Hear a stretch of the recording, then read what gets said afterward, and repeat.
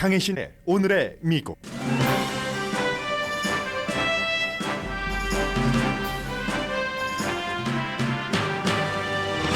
오레곤주 정치인들이 홈리스 위기를 해결하기 위해 홈리스 피플과 홈리스 피플이 될 위기에 있는 사람들에게 한 달에 $1,000씩 주는 안을 상정했습니다. 로스앤젤레스와 샌버나디노를 포함해 캘리포니아주 13개 카운티의 겨울 폭풍 비상사태가 선포됐습니다. 필라델피아 공항에서 비행기에 폭발물을 실으려던 남자가 체포됐습니다. 용의자는 열이나 마찰로 폭발할 가능성이 높은 물질을 가방에 넣은 뒤 발각되자 도망쳤었습니다. 남침례 교단이 5명의 여자 목사가 이끄는 교회를 교단에서 쫓아냈습니다. 세를백 교회도 포함됩니다. 위스키 덱 제니얼은 테네시주의 큰 산업입니다. 잭 데니얼 때문에 생기는 곰팡이로 주민들이 회사를 고소하고 새로운 프로젝트를 막았습니다. 트럼프 시대에 크게 주목받았던 공화당 컨퍼런스인 보수 정치행동 컨퍼런스 CPEC이 개막됐는데 많이 달라졌습니다. 트럼프는 올해도 참석하지만 론 디센티스 플로리다 주지사나 케빈 맥카티 하원 의장은 참석하지 않습니다. 미국 국무장관과 러시아 외무장관이 러시아가 우크라이나를 침공한 뒤 처음 만났습니다. 여러분 안녕하십니까? 오늘의 미국 강예신입니다. 아주 오랜만에 로스앤젤레스 말 그대로 맑다라는 게 날씨가 맑다라는 게 이런 거구나 하고 생각을 했고요. 오늘 같은 날은 정말 저희 회사에 근무하는 모든 분들은 축복입니다. 저 뒤에 산을 보니까 산 아래부터 위까지 봉우리에는 물론 하얀색 눈이 아직도 많이 덮여 있고요. 그 자연의 모습을 그대로 보면서 왜 자연의 색깔은 예를 들어 초록도 여러 가지 종류의 명도의 초록이 있고 거기에 하얀색이 덮여도 하늘색도 각가지가 섞여도 저렇게 자연스러울까? 자연이기 때문에 그런가? 이런 생각을 하게 됩니다. 그러나 이제 이건 정말 사치스러운 고마운 선물이고 캘리포니아 그 각 지역에서 많은 그 피해를 입으셨기 때문에 게빈 뉴섬 주지사가 로스앤젤레스 카운티 또 샌버나디노 컨 카운티, 네바다 많은 카운티 13개 카운티에 비상사태를 선포했습니다. 주지사가 비상사태를 선포하는 것은 주정부에서도 뭔가 복구라던가 미래에 대비하기 위해서 돈을 지원한다는 뜻이지만 연방정부 기금도 가져오겠다는 뜻입니다. 비상사태를 선포해야지만 주정부 돈뿐이 아니라 연방정부의 돈도 쓸 수 있게 되는 겁니다. 또 네바다 카운티에 시에라 네바다가 있는 곳, 샌루이스 오비스포, 산타바바라 카운티도 포함되고요. 소노마 카운티도 포함이 됩니다. 이런 카운티 주변에 이제 프리웨이가 많이 망가졌기 때문에 공사를 해야지 되고 아마 여러분들께서도 예기치 않게 101이라든가 5 프리웨이를 타고 로스앤젤레스를 기준으로 하면 오렌지 카운티도 마찬가지고요. 북쪽으로 가시다 보면은 많이 망가진 곳이 있네 하고 느끼시게 될 겁니다. 그리고 프리웨이가 망가지면 다른 기간 산업들도 많이 그 손상을 입었겠죠. 그리고 지금도 레이크 에로헤드 주변은 사람들이 갇혀 있는 사람들도 많이 있다고 하고요. 요세미리 국립공원 여전히 문 닫혀 있고 40인치의 눈이 내려서 역사상 최고랍니다. 1969년도에 36인치 기록이었는데 기록을 깨면서 그쪽은 1000피트만 돼도 눈이 많이 내렸다고 하고요. 시에라 네바다에도 평균보다 올해 205% 눈이 많이 내렸습니다. 그래서 지금 각가지 여러 지역에서 여러 군데가 망가진 것을 소방국도 당연히 이제 갈 것이고 주방위군, 산림국 할 일이 많습니다. 로스앤젤레스 도로 주변도 지금 연방 기금이 이제 확보되고 할 것이기 때문에 이참에 다시 한번 그동안 이제 미루다가 손보지 못했던 것을 손을 볼 수 있는 그런 그 기회도 되고요. 레이크 에로헤드 그쪽에는 다음 주에도 눈이 조금 더 내린다고 하고요. 클레어몬트 지역에 살고 계시는 분들, 클레어몬트 지역에는 살고 계시기도 하지만 꼭 주거지라기보다는 대학교가 있기 때문에 뭐 한인 교수님도 많이 계시고 학생들도 많습니다. 특히 뭐 종교학 같은 거 강하잖아요.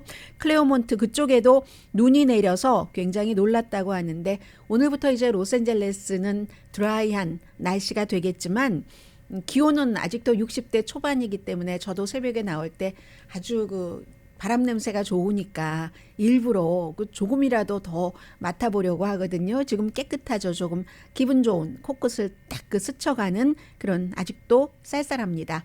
로스앤젤레스, 산타바바라, 벤츄라 카운티 오늘부터 토요일까지는 비가 없지만 다음 주 초에 다시 비가 내릴 예정이고요.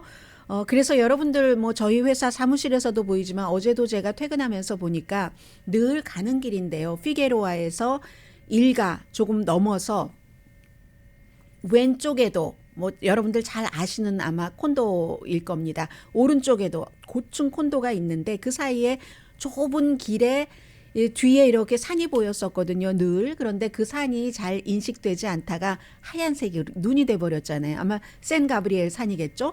하얀색이 되니까 확 튀어나와서 그렇지. 그 산이 저기에 있었네. 뭐 예쁘구나. 집에 갈 때까지 많이 즐겼는데 이 같은 화려함 여러분들 다음 주 또 비가 내리기 전까지 즐기시는 것 뭐 잊지 마시고요. 특히 이제 로스앤젤레스 다운타운 쪽에서 일을 하시다가 집으로 가시는 그런 분들은 그랜드 애비뉴 그쪽에 이제 월트 디즈니 센터가 있잖아요. 월트 디즈니 센터 쪽에서 저쪽 북쪽으로 샌 가브리엘 마운튼 쪽으로 바라보면은 너무너무 아름답습니다. 너무너무 아름다우시다. 그렇죠. 자연에 우리가 그 마음을 담아서 존경의 마음을 담아서 존댓말이 나올 수도 있죠. 너무 아름다우시니까 그 자연을 많이 즐기시기 바랍니다. 제가 주변에서 접하는 지역이 이제 그런 지역이기 때문에 그렇고 여러분들 그 곳곳에서 작은 땅에도 중간에도 또 저쪽 위에도 산 쪽에도 여러 가지 이제 달라진 그런 모습들이 있을 것 같습니다. 오레곤주 정치인들이 굉장히 전위적이라고도 할 수 있네요. 홈리스 피플에게 한 달에 $1,000씩 주는 안을 상정했다. 지금 이 얘기는 그대로는 더 힐의 헤드라인 보도입니다. 그래서 저는 오레곤주의 그 정치인들이 100% 홈리스 피플들만 딱 추려서 한 달에 $100씩 준다는 것인가? 라고 생각을 했습니다. 헤드라인을 보면 그렇잖아요. 그런데 그 헤드라인 너머를 읽어보면 이렇습니다. 상원 의원 윈베이 캠퍼스 그리고 하원 의원 상하 합동이네요. 칸팸 의원이 법안으로 603이라는 것을 발의를 했는데 오레곤주에서 1000가구에 한 달에 $1,000씩 2,500만 달러를 캐시로 지급을 한답니다. 나눠봤더니 한 달에 100만 달러가 되고 그렇게 되면 25개월이 된다는 거거든요. 자격이 이미 홈리스이거나 홈리스도 여기에 이제 된다는 거죠. 아니면 홈리스가 될 위험이 있는 가정. 이건 말을 조금 바꿔보면 렌트비 보조일 수도 있잖아요. 렌트를 내기 어려운. 그러나 지금 홈리스가 되기 직전에 그 정도로 어려운 가정.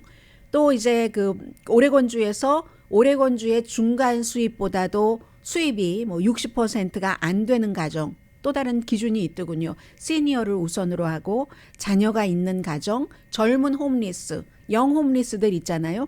그런 사람들에게 한 달에 이제 그 $1,000를 일종의 뭐 주택 보조금인데 꼭 또 주택 보조금이라고 할 수도 없습니다. 전체적으로 이제 납세자의 돈이기도 하고요. 주정부의 일반 기금에서 빼내서 그러나 100%가 주정부 기금은 아니고 포틀랜드 대학교에 홈리스 연구소가 있는데 이 포틀랜드 대학교의 홈리스 연구소에서 연구를 하고 싶은 거죠. 홈리스 피플들에게 한 달에 $1,000씩 이렇게 지원을 한다면 25개월 동안 지원을 한다면 나중에 이 사람들이 어떻게 변할까? 그리고 뭐 액션, 콜라보레이티브라는 이런 재단과 세 군데군요. 돈을 모아서 2,500만 달러를 모아서 해보고 일단 2,500만 달러를 다 쓸 때까지 해보고 계속 할 것인가 이런 것을 결정을 한답니다. 렌트비만으로만 꼭 쓰여야 된다 하는 게 아니라 교통비로 쓰일 수도 있고요. 의료비라든가 학생 융자 자금으로도 쓰일 수 있답니다. 그러니까 100% 렌트비 보조만은 아닌 거죠. 당연히 이제 많은 분들이 상상하시는 것처럼 비난이 있죠. 아니 납세자의 돈으로 그게 뭐야. 그리고 그렇게 돈을 한 달에 $1,000씩이나 나눠준다면 홈리스 피플들이 어디에 쓸지 우리가 알 수가 없잖아. 라고 주장을 하는 그 반대의 목소리가 큽니다. 그런데 이제 이 경우는 이제 포틀랜드 대학교가 만약에 이 안이 오레곤주에 정말 진보적인 오레곤주에서 통과가 된다면 포틀랜드 대학교의 홈리스 피플 연구소에서 가이드라인도 주고요. 그리고 이제 모니터링을 한다고 발표를 했습니다. 이러한 것들이 이제 뭐 홈리스 피플에게도 준다 하는 것은 어쩌면 대대적으로 처음일지 모르지만 뭐 샌프란시스코라든가 로스앤젤레스라든가 아니면 동부의 많은 도시에서 이렇게 뭐 몇 년 전부터 뭐 개인에게 가정에게 이렇게 캐시로 지급을 하고 그런 경우는 보통 이렇게 완전히 그 정부의 기금이라기보다는 다른 곳에서 받아서 하는 경우가 많았는데 그러한 것이 있었고 대체적으로 성공적인 결과가 나왔기 때문에 우리 오레곤주는 조금 더 전위적으로 해보겠다 하는 것 같습니다. 그래서 이제 여기에 대해서도 찬반이 굉장히 많겠죠.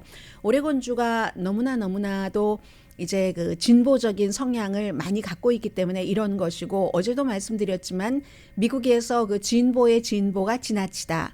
물론 보수의 보수도 지나치다 하는 비난이 많습니다. 그렇기 때문에 극우, 극좌라는 그 표현을 하고 있는데 오레곤주의 이 내용도 왜 쳐다보고 있냐면은 어제의 그 시카고의 그 새로운 그 시장 선거와 마찬가지로 과연 진보 정책이 통할 것인가. 그리고 사람들이 거기에 대해서 이 일반인들도 연구를 하는 사람들의 못지않게 지지를 해줄 것인가. 그 점에서 굉장히 그 주목이 되고요. 해서 이제 어제 그 시카고에 뭐 17%밖에 지지받지 못한 그 로이 라이트우드라는 그 현 시장이 2019년도에 당선될 때 6%인가요? 거의 이제 80%에 가깝게 당선된 사람이거든요. 2019년인데요. 그런데 40년 만에 처음으로 재선에 당선되지 못하고 예비선거에서 그만 9명이 나왔는데 9명이 전부 민주당이었고 그러니까 어제 말씀드린 보수적인 후보도 민주당이지만 좀 공화당에 굉장히 가까운 그런 사람인 겁니다. 그래서 불과 2019년도에 이 사람을 뭐 거의 80%의 지지율로 선출을 했는데 왜 떨어졌는가? 그리고 시카고가 얼마나 진보적인가? 이 로리 그 라이트후드 현 시장이 첫 번째 시카고에서 흑인 여성 시장이기도 하지만 첫 번째 공개적인 동성애자 시장이기도 합니다. 그래서 양복 같은 거 입고 다니는 것을 보면 마치 그 남성과 같은 그런 그 쉐입이 나오잖아요. 해서 미국의 대도시에서 이렇게 공개적인 동성애자 시장을 선출한 것도 처음이거든요. 그렇게 딱 선출을 해놓고 봤더니 너무 진보적인 이슈를 몇 년 동안 밀어붙였던 겁니다. 예를 들어서 최저임금을 $15로 한다던가 그에 비해서 경찰 기금을 성공하지 못했지만 $8천만 까지 삭감하려고 한다던가 사회복지를 굉장히 앞세웠던 이런 것 그런 것 때문에 결국은 지금 4월 달에 미 전국에서 지금 쳐다보고 있는 브랜드 존슨이라는 아주 진보적인 사람이 될 것인가. 현재는 20% 지지로 2위가 됐는데 아니면 보수적인 폴 발라스라는 사람이 될 것인가. 이 사람은 이제 그 트럼프의 지지자이기도 하고 민주당이면서도 온건하다는 데 포커스가 가 있는 겁니다. 요즘에 이렇게 미국에서 보면은요. 극우도 사람들이 싫어하고 극좌도 싫어합니다. 대도시의 시장들 보면은 뭐 대도시면은 대체적으로 진보적이잖아요. 극좌가 거의 지고 맙니다. 그래서 이제 많은 뉴욕을 포함해서 애틀란타에서도 좀 온건한 사람이 당선이 됐고 샌프란시스코도 마찬가지고 극좌면은 지금 다 퇴출당하고 있잖아요. 극우도 많이 퇴출당했죠. 중간 선거에서 트럼프 전 대통령이 지지하던 수많은 사람들이 그렇기 때문에 이제 이러한 문제가 있는 거고 그런데 또 하나의 문제는 지금 오레곤주에서 너무 홈리스 피플들이 많으니까 이걸 어떻게 해결해 보겠다고 홈리스 피플들에게 한 달에 $1,000씩을 준다는 그런 전위적인 정책을 가지고 나온 거잖아요. 그 같은 정책이나 아니면 경찰 개혁을 하던 경찰력을 증원시키던 지금 미국에 너무너무 많은 홈리스 피플 문제라든가 어떠한 그 폭력 범죄 문제라든가 그리고 그 범죄 문제의 뒤에는 펜타닐을 포함해서 모든 펜타닐보다 더 위에 있어서 뭐 모르핀까지 포함하는 오피오이드 중독이라든가 이 많은 것들이 지금 미국을 너무너무 좀먹어가고 있기 때문에 이러한 문제들을 해결할 때 있어서 공화당은 법을 앞세우면서 뭐 예를 들어 모든 분야에서 잘못을 저지른 사람들은 벌을 받아야지. 그리고 밀어붙여야지. 본인들이 무능해서 그런데 사회가 그걸 복지를 해주면 이건 깡통을 다 같이 깡통 차지하는 거야? 이런 얘기고 민주당은 그에 비해서 다 모두가 다 사회의 구성원이니까 가능한 한 끌고 가야지 된다 하는 건데 이쪽이 좌가 너무 강해도 우가 너무 강해도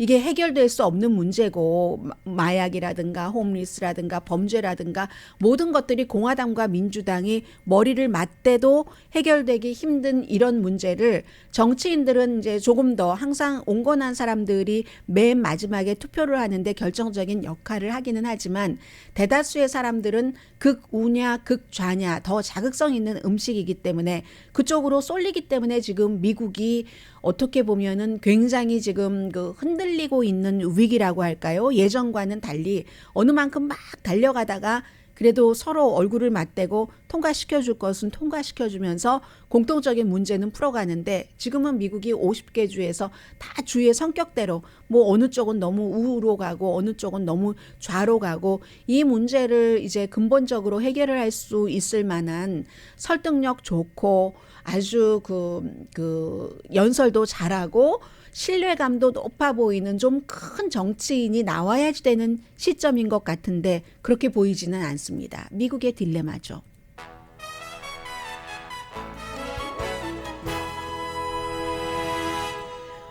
잠시 뒤에는 NPR 방송이 얼마나 중요하길래 어제 오늘 이틀을 이 내용을 심층 보도를 하는가. 그리고 이건 충분히 여러분들께서도 의견을 가지실 수 있는 내용이거든요. 그래도 아직도 코리안 아메리칸들은 주말마다 교회에 가서 하나님을 섬기고 돌아오고 마음가짐도 다시 다지고 돌아오고 하시는데 교회와 관련된 남자 여자와 관련된 문제입니다. 잠시 뒤에 뵙겠습니다.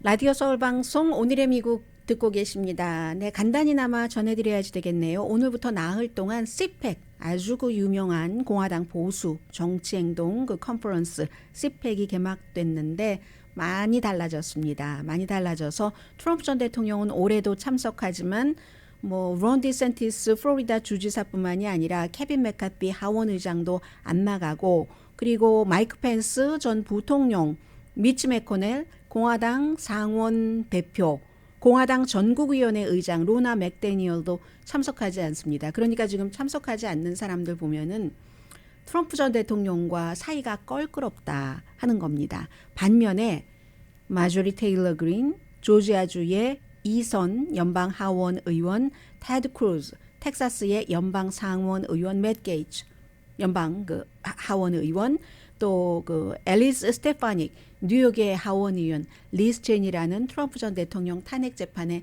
앞장섰다는 이유로 공화당에서 이제 쫓겨나고 그 자리에 들어간 이 스테파닉 의원 가서 연설도 하고 이제 트럼프 전 대통령 지켜 세우겠죠. 뿐만 아니라 벽에 가이 마이크 린들도 가고 애리조나 주지사 후보였었던 카리 레이크라는 그 동네에 로컬 그 박스에서 앵커를 했었던 이 사람도 갑니다. 트럼프 전 대통령을 너무 좋아하고 남편은 두 번째로 좋아한다고 했잖아요. 첫 번째로 좋아하는 남자는 트럼프라고 하면서 트럼프 그 전 대통령이 본인의 선거 뭐 이런 데 와서 얘기를 해주기 전에 레드카펫이 있어야지 될 만한 공간이 아니었거든요.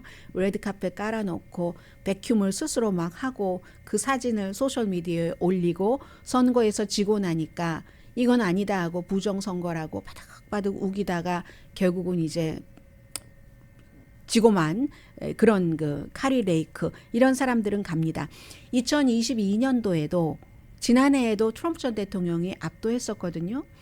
그러니까 이번에도 아마 CPAC에서는 론 디센티스도 없으니까 론 디센티스는 지금 많은 그 스케줄이 있어서 3월 5일에는 이쪽 캘리포니아주에도 오잖아요. 오렌지 카운티 또 다른 곳에서도 박물관에서도 연설을 하고 한인분들도 뭐 디너에 아주 돈 많이 내고 참석하시는 걸로 알고 있습니다. 그래서 론 디센티스는 이제 트럼프 전 대통령과 다른 행보를 하고 있는 겁니다. 올해의 CPEC은 트럼프 전 대통령이 있었을 때는 정말 대단했는데요. 그 앞에 막 실물보다 더 큰 뭐 금동상 같은 거 트럼프 전 대통령 그런 것을 만들어 놓고 사람들이 그 앞에서 막 사진 찍고 저는 그 모습은 좀 기이했습니다. 우리가 누구를 인간을 막 동상으로 만들어 놓고 섬기고 할 때 이상하다고 하잖아요. 근데 그런 것들을 너무 다 좋아하길래 다는 아니겠지만 그래서 좀 이상했는데 이제 그런 기운 정도는 다 빠졌습니다. 그리고 지금 어제 보니까 전에 이 트럼프 전 대통령과 아주 친했었던 크리스 크리스티 뉴저지의 주지사, 전 주지사, 한때는 트럼프 전 대통령이 법무장관으로 앉히려고 그렇게 애를 썼지만 자레드 쿠슈너 사위가 막았잖아요. 왜냐하면 그 사위의 아버지가 화이트 칼라 범죄를 저질렀을 때 검사로서 그 사람을 감옥에 집어넣은 사람이 크리스 크리스티 뉴저지 주지사였기 때문에 역시 그 본인과 아무리 가까운 사람이라도 딸의 남편이 더 가깝더군요. 해서 법무장관이 되지 못했던 크리스 크리스티가 아마도 트럼프 전 대통령은 7월 그 즈음에서는 기소될 것이다.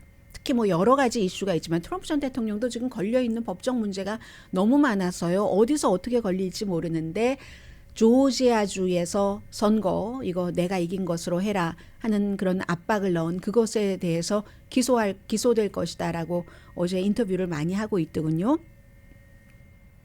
그렇게 될 경우는 이제 이 대통령 선거의 기류가 많이 바뀌기 때문에 지금부터 뭐 누가 얼만큼 앞서가서 어떻다라는 말이 결국은 소용없는 것이 될 수도 있습니다.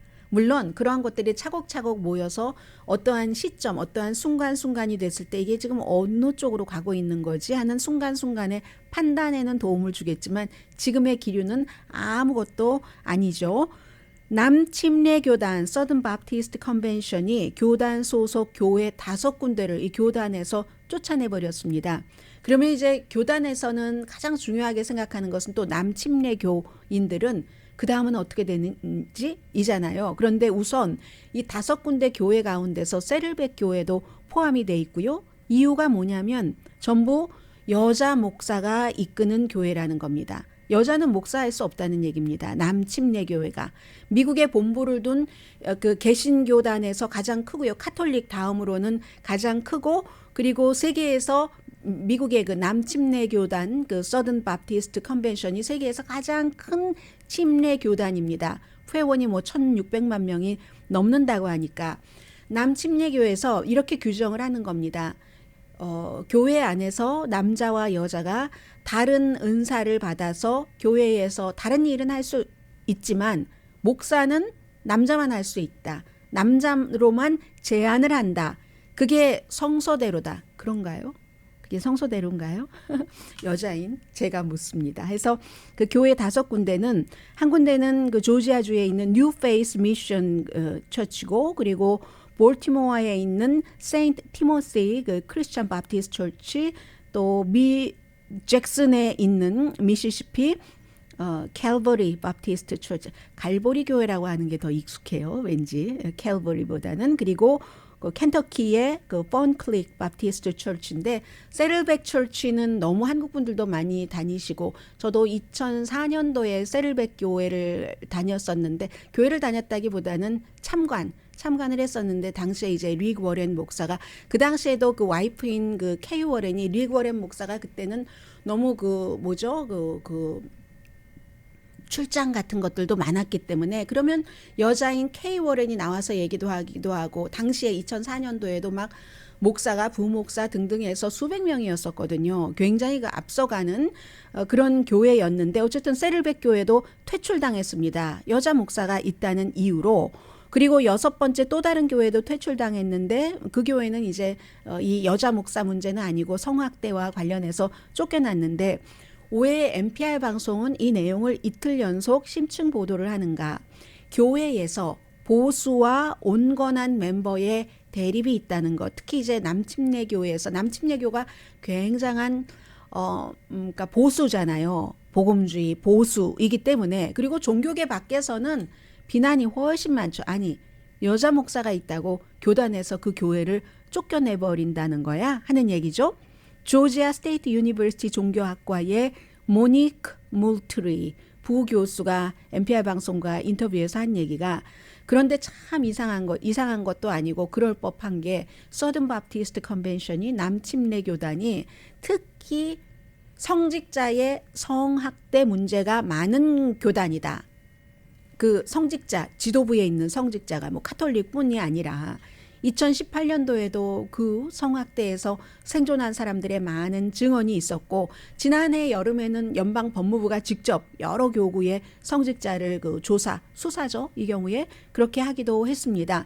그런데 남침례 교회가 한때는 또 막 교인들 늘린다고 하면서 여자 중심의 그 바이블 스터디로 굉장히 유명했었죠. 말하자면 정말 파퓰러한 프로그램이었는데 그렇게 열심히 하라고 그러고 또 교회는 뭐 한국이나 미국이나 다 여자들이 더 많이 가잖아요. 그래 놓고 교회의 머리는 될 수 없다는 그런 결정을 지금 하고 있는 겁니다. 멤버십을 박탈하면서까지 해서 만약에 이제 그렇게 된 경우 이 5군데의 교회가 6월 달에 그 뉴올리언스에서 그 남침례 교회 연례 회의 그 컨벤션이 열리는데 그곳에서 항소할 수가 있죠. 이건 이제 뭐 예를 들어 집행부, 집행위원회 이런 위에 그 관리인들의 결정이기 때문에 그때까지는 남침례교가 이런 퇴출당한 6군데의 교회는 발언권이 없는 거죠.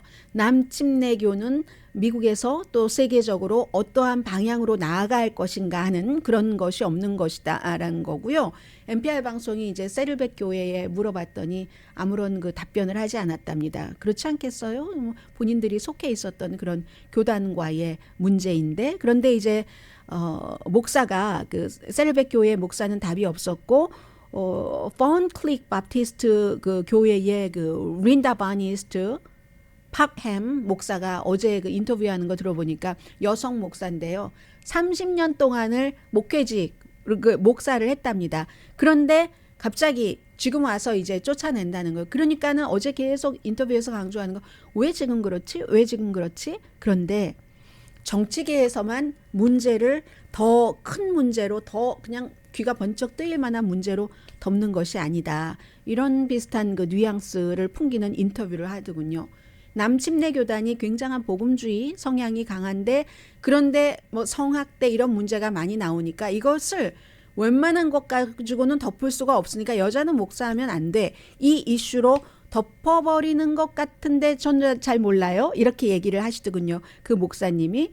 그리고 이제 또 다른 교회의 목사는 쫓겨난 게 영광이죠. 명예죠. 이렇게 얘기를 하시면서 아마 그렇게 여자 목사가 있는 교회를 교단에서 쫓겨나게 한 집행위원회의 그 집행위원회 멤버들은 가만히 생각해 보면 제일 처음에 성서를 어떤 성서적인 가르침을 건네준 사람은 주일학교 여자 교사였을 가능성이 높고 집에서는 어머니였을 가능성이 높다. 이렇게 얘기를 했고요.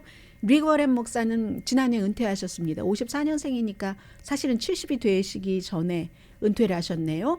그런데 릭 워렌 목사는 NPR 방송과 인터뷰를 하진 않았지만 인스타그램에 우리 이 시대에 우리의 방법대로 어떤 직접 채널로 뭐 종교 활동이라든가 이런 것을 해야지 된다. 아주 좀 뭉뚱그려서 얘기를 해서 저는 정확하게 뭐 영어로 읽으면서도 정확하게 막 파악이 되지는 않더군요. 아무튼 뭐 여러 가지로 해석할 수 있는 그런 얘기를 했고 텍사스주 알링턴에 있는 코너스톤 침례교회 이 코너스톤 침례교회 너무 유명하잖아요. 뭐 이번에 쫓겨나진 않았어요. 그 교회의 드와이트 맥키식 담임 목사죠. 이 담임 목사가 특히 이제 세를백 교회는 또 남침례 교단에 속한 교회 가운데서도 교인이 가장 많은 교회잖아요. 이 교회는 제가 2004년도에 그 참관할 때도 그 너무너무 그 본당도 너무너무 컸지만 그때 이제 교회를 증축하고 하면서 천막 같은 거 씌우고 그 당시에 2004년인데도 그 천막에 전부 빅 스크린 같은 거 만들어 놓고 그리고 교회가 워낙에 캠퍼스가 크니까 그냥 가까운 그런 천막에서 보는 사람들도 많고 있는데 아무튼 최대 교인을 갖고 있는 남침례 교단 소속의 교회가 세를백 철치입니다. 셀레베 처치에 대해서는 이 텍사스주의 코너스톤 침례교회의 드와이트 맥키식 담임 목사가 이게 침례교의 가르침을 고수하기 위해서 셀베 교회가 여자 목사를 갖고 있다고 해서 제명시킨 것이 아니다라고 얘기를 합니다. 권력에 관한 것이고 남성 우월주의에 의해서 움직이면서 그야말로 악취를 풍긴다. 신의 바로 코앞에서 악취를 풍긴다. 침례교단이 이런 얘기를 했습니다. 그런데 이제 여러분들은 어떻게 생각하세요? 여자 교회다 하면은 뭐 싫어하시는 남자분들도 계십니까? 뭐 특히 이제 교단에 따라서 뭐 여자 목사가 많은 그런 교단이 있잖아요. 침례교가 아니고 다른 교회도 여자 리더십은 너무너무 이 남침례교회에서도 오랜 이슈였는데 버지니아 텍의 종교와 문화학 과장 매튜 가브리엘 교수가 언제나 이 남침례교는 사회가 변화하잖아요. 그런데 그러한 변화를 받아들인다거나 받아들이는 것을 넘어서 포용까지 하는 속도가 너무 느리다는 겁니다. 심지어 무슨 역사적으로 뭐 동성애자 커뮤니티를 안 받아들이고 못 받아들이고 하는 것은 그렇다고 하더라도 민권 운동조차도 안 받아들인 그런 교회가 남침례교의 과거의 역사를 볼 때 그랬다는 겁니다. 조지아주에 살고 계시는 분들 안녕하세요. 조지아주는 한국 분들도 그쪽에 정서가 있기 때문에 굉장히 보수적이라면서요. 이 뉴스에 있어서 정치 뉴스에 있어서도 보수적이라고 들었습니다. 조지아주도 남침례교는 성별 보완론 같은 것을 굉장히 강조를 하면서 여자와 남자는 다른 은사를 받았기 때문에 갓에 복종할 때 다른 역할로 복종을 해야지 된다. 그래서 이제 조지아주도 2000년 이후에는 담임 목사를 특히 담임 목사의 경우는 남자로서 제안을 했다는 것 아니겠습니까?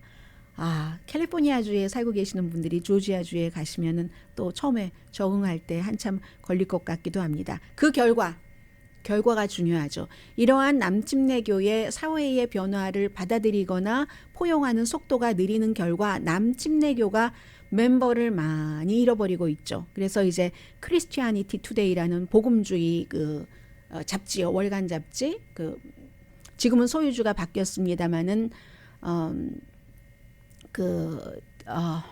제가 왜 리그 워렌 목사를 말씀드리고 있어요. 빌리 그레함 목사가 만든 그 크리스티아니티 투데이가 발표한 거 보면은 초교파 어떤 교단에 속하지 않는 그런 그 교회가 더 많다. 그런 초교파 교회도 하나의 교단 같은 것으로 하면은 제일 많을 것이다. 미국에서 남침례교가 아니라 제일 많을 것이다. 이렇게 얘기를 하고 있습니다.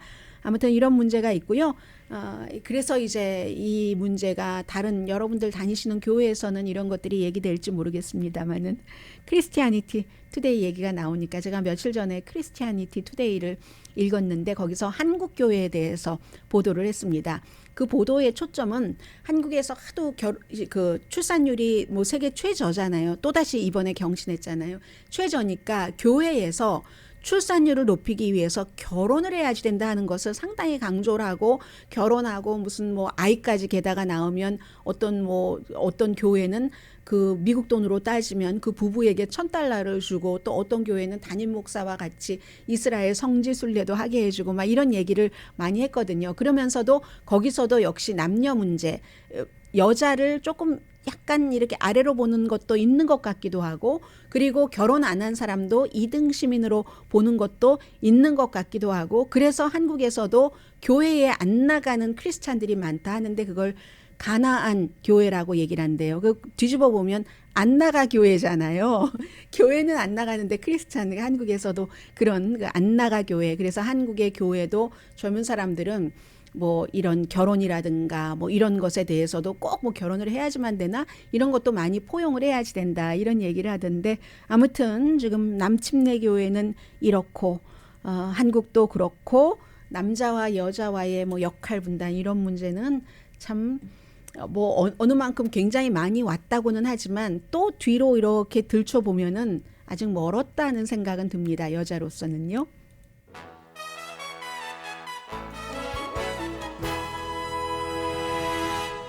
라디오 서울 방송 오늘의 미국 듣고 계십니다. 공항에 가서도 항상 앞뒤를 살펴봐야지 됩니다. 월요일에 이제 필라델피아의 공항에서 폭발물이 발견됐다는 게 있었는데 그 남자가 용의자가 체포가 됐습니다. 세계적인 뉴스인데 왜냐하면 세계 모든 나라에는 공항이 있고 공항을 다니는 사람들이 있으니까 40살의 마크 머플리네요. 이름이 오늘 이제 그 법원 출두도 요즘에 그렇게 안 하고 비디오 컨퍼런스로 한다고 하는데 월요일에 그 공항에서 이 공항이 어디냐면 리하이밸리 국제공항이라고 텍사스의 필라델피아에서의 텍사스가 아니라 펜실베니아 필라델피아에서 북쪽으로 한 65마일 떨어진 공항이랍니다. 여기서 가방에 온갖 그 폭발물을 넣고요. 상업용 그 폭죽 같은 뭐 이런 폭발물에 무슨 와이어가 없는 배터리 등등을 넣고 체크인 그 가방 속에 넣고 그러다가 이제 스피커를 통해서 그냥 루틴한 체크를 하던 도중에 폭발물이 발견이 되니까 당장 이제 공항 교통안전국에서 연방수사국에 연락하고 폭발물 그 테크니션을 불러서 보니까 이것은 조금의 마찰이라든가 열이 있으면 비행기 안에서 폭발해서 비행기, 항공기나 사람이 다칠 수 있는 그런 정도랍니다. 그래서 스피커로 이제 가방 주인을 막 찾았죠. 그랬더니 가방 주인이 공항 밖으로 빠져나가서 도망갔습니다. 도망갔는데 결국은 그의 집에 가서 체포했다는 거거든요. 당연히 오늘 그 폭발물, 항공기의 폭발물 또는 뭐 불이 날 수 있는 장치를 갖고 있거나 소지하거나 설치하려고 시도한 혐의로 기소가 됐습니다. 그래서 이제 이게 아무 일 없이 그 발견이 되기는 했지만 공항은 몇 시간 동안 모든 것들이 완전해질 때까지 문을 닫았잖아요. 그러니까 이제는 공항에 나갈 때도 딱 이 정도 나가면 맞아. 그리고 뭐 내가 너무너무 중요한 그런 사업을 저쪽 동부 쪽에서 하기 위해서 이제 비즈니스 트립을 갈 때도 뭐 내일이니까 오늘 도착하고 뭐 이러면 오늘 밤에 도착하고 이러면 이제 큰일 날 수도 있는 일이 있다는 것을 이렇게까지 상상을 하고 살아야지 되는 겁니다. 안심할 수가 없는 이제 세상이 복잡해지면 이렇게 되죠. 그리고 잭 데니얼스 그 까만색 표시 있는 그 하드리커요. 잭 데니얼스 이 위스키가 미국에서 만드는 잭 데니얼스가 테네시에서 148년이 됐답니다. 1800 몇 년부터 1886년도에 시작을 했는데 그래서 이제 이 테네시주의 어떤 카운티에서 만들어지고 그리고 이제 또 다른 카운티 링컨이라는 카운티에서도 뭐 양조장도 있고 또 이제 이런 술과 관련된 것은 투어 프로그램 같은 것도 많잖아요.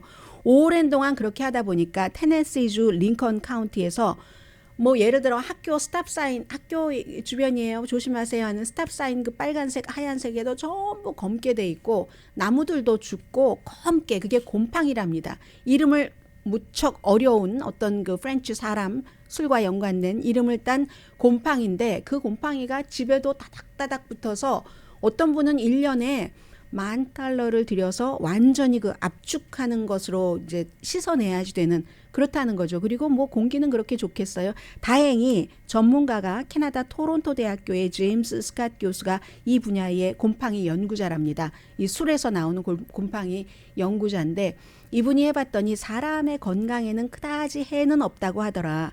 그러나 지역 주민들이 집값이 내려간다 하면서 결국은 그 고소를 했어요. 그리고 6군데가 이런 데가 있는데 뭐 본인들은 뭐 웨어하우스라고 부르고 있는데 7번째를 건물을 잭 데니얼스가 지으려고 하니까 이건 안 된다 해서 켄터키라든가 이런 데는 허가를 해줬는데 여기서는 2월 24일에 건축을 하지 못하도록 그렇게 했거든요. 그래서 이제 주민들이 고소를 했기 때문에 고소에 대한 답으로 이런 게 나오는 거죠. 그 지역의 조닝 그 사무실을 고소를 하고 퍼밋 주면은 안 된다 하고 주민들이 에어 필터를 만들어라 막 이렇게 얘기하면요. 에어 필터를 통과하면 잭 데니얼스가 좀 독한 술이잖아요. 아주 볼본 그 맛이 떨어진답니다. 그러니까 그냥 주민들이 집을 씻으면서 관리하세요.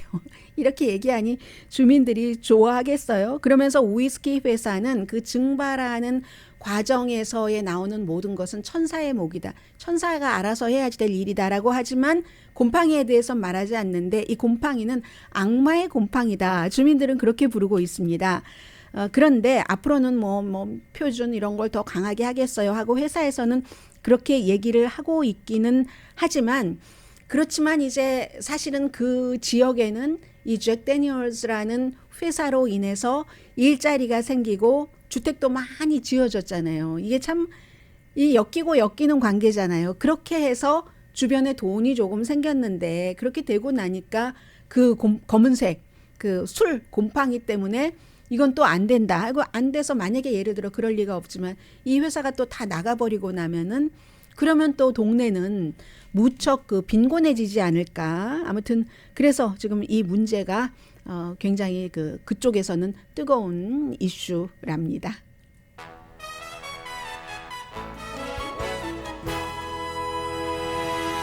라디오 서울 방송 오늘의 미국 듣고 계십니다. 오늘 뭐 세계에서 공통적으로 보도하는 뉴스 가운데 하나가 G20 정상회담이 인도에서 지금 열리고 있잖아요. 그런데 여기서 미국의 외무장관격인 국무장관이 러시아의 외무장관을 만났다 하는 게 빅뉴스입니다. 만난 시간도 지금 10분 정도도 되지 않고 그러니까 정식으로 만난 것도 아니고 이런 큰 회담에서 사이드라인이라고 하죠. 또 미국 측에서 요청을 했답니다. 러시아는 아주 자랑스럽게 미국이 만나자고 해서 말이야 이렇게 얘기하는데 미국은 만나자고 하는 것을 뭐 우리가 꿀리는 거야 이렇게 생각하지 않습니다. 미국은 필요하면 어느 나라에나 만나자고 먼저 합니다. 그만큼 이제 우위에 있기 때문에 그런 일을 할 수 있는 건데 러시아가 우크라이나를 침공한 뒤에 이렇게 외무장관격으로 처음 만난 겁니다. 안토니 블링켄과 세르게이 라브로프가 만난 건데 물론 미국에서의 얘기가 많이 나오죠. 이런 경우 뭐 그쪽 국가의 얘기보다는 해서 우선 기본적으로는 2018년부터 스파이 혐의로 그 억류가 아니라 구금돼 있는 감옥에 갇혀 있는 미국인도 풀어줘라. 그리고 이제 그 핵 감축 뉴 스타트도 중단한다고 했는데 다시 그 조약에 돌아와라 하는 얘기를 했는데 러시아의 반응은 모르고 뭐 코스를 바꿀 것까지는 않습니다. 그러나 어쨌든 미국이 시도를 했다는 것이 중요한 거고 지난번에 만난 것은 그 러시아가 우크라이나를 침공하기 직전인 2022년 1월 달에 스위스 제네바에서 만났고요. 전화 통화는 한번 했죠. 왜냐하면 그 농구 선수 브리트니 그리너 석방과 관련해서 전화 통화는 한번 했습니다. 아무튼 이게 G20 정상회담 하면은 세계 19개국 부자 나라와 거기에 이제 유럽 연합이 합쳐지는 거잖아요.